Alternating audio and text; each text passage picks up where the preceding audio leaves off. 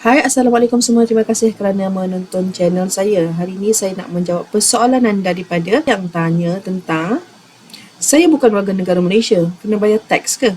Lagipun mereka dah bayar levy dan sebagainya. Okey, jom kita tengok. Okey, jawapannya ya. Anda kena bayar cukai di Malaysia. Jika anda menerima pendapatan daripada Malaysia, pendapatan ini bererti gaji, perniagaan, sewaan, apa-apa properti anda atau apa-apa saja aktiviti dari Malaysia. Anda kena bayar cukai. Walaupun anda bukan warga negara.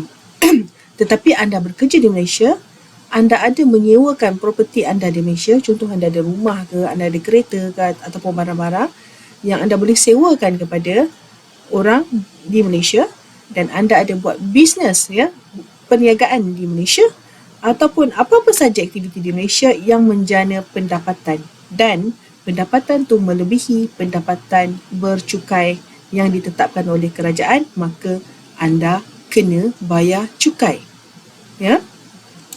Okey. Ada tak anda kena buat penyerta cukai?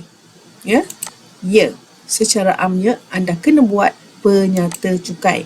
Semua foreigner, Malaysian non-resident ataupun Malaysia resident, jika pendapatan anda melebihi jumlah yang ditetapkan untuk dikenakan cukai, anggaran sekarang dalam 2,900 sebulan ataupun lebih buat masa ni, walaupun gaji anda telah ditolak cukai PCB, potongan cukai berjadual oleh majikan sekalipun, anda kena buat penyerta cukai wajib. Okey? Semua yang saya jawab ni berdasarkan pertanyaan daripada subscriber ataupun orang yang tengok channel saya tanya mereka warga negara asing, patutkah, kenakah mereka bayar cukai? Jawapannya kena. Terima kasih kepada yang bertanya menyebabkan saya buat video ni untuk jawab soalan anda. Terima kasih. Semoga bermanfaat. Assalamualaikum.